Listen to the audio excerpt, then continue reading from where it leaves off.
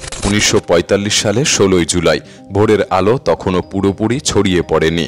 আমেরিকার new Mexico মরুভূমিতে কয়েকজন বিজ্ঞানী নিঃশব্দে অপেক্ষা করছিলেন এক ঐতিহাসিক মুহূর্তের জন্য।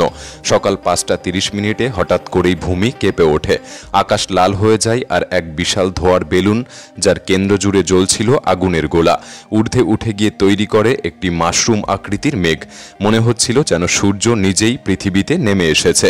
এই দৃশ্য যখন বিজ্ঞানী রবার্ট ওপেনহাইমার দেখতে পান, তিনি একটি কথাই বলেন, এবার আমি মৃত্যুর রূপ ধারণ করেছি, এই পৃথিবীর ধ্বংসকারী। তবে এই ঘটনাটি ছিল একটি পরীক্ষার ফলাফল মাত্র। এবার এই অস্ত্র বাস্তবে ব্যবহার হতে চলেছে। ঠিক 20 দিন পর 1945 সালে 6 ও 9 আগস্ট এই মারণাস্ত্র জাপানের হিরোশিমা ও নাগাসাকিতে নেমে আনে এক ভয়ঙ্কর মৃত্যুবার্তা। এক মুহূর্তেই বাষ্পে পরিণত হয় প্রায় 1.5 লাখেরও বেশি মানুষ, এবং পরবর্তী 2 মাসে তেজস্ক্রিয়তার ফলে মৃত্যু হয় আরও লক্ষাধিক মানুষের। বেঁচে যাওয়া অনেকে চিরজীবনের জন্য আক্রান্ত হন ক্যান্সার, পঙ্গুত্ব আর দগ্ধ শরীরের যন্ত্রণায়।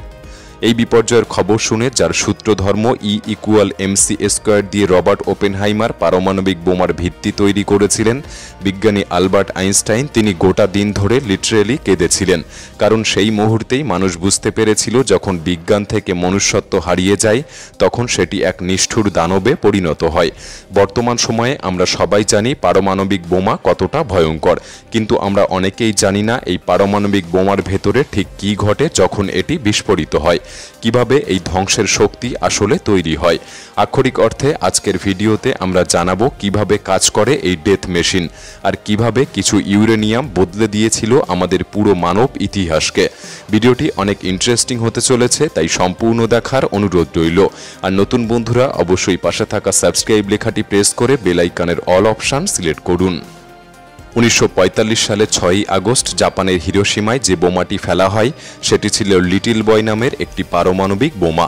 আর এর 3 দিন পর নাগাসাকিতে ফেলা হয়েছিল ফ্যাটম্যান নামের একটি বোমা, এবং এই 2 বোমার মধ্যেই লুকিয়েছিল আধুনিক বিজ্ঞানের সবচেয়ে ধ্বংসাত্মক আবিষ্কার। লিটল বয়ে ব্যবহৃত হয়েছিল ইউরেনিয়াম 235 আর ফ্যাটম্যানে প্লুটোনিয়াম 239।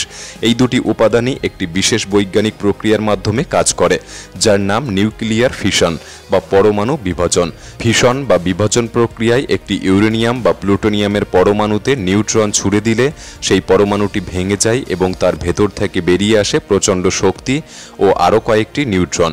এই নতুন নিউট্রনগুলি আবার অন্য পরমাণুগুলির দিকে ছুটে যায়, সেগুলিও ভেঙে পড়ে এবং আরও নিউট্রন তৈরি করে।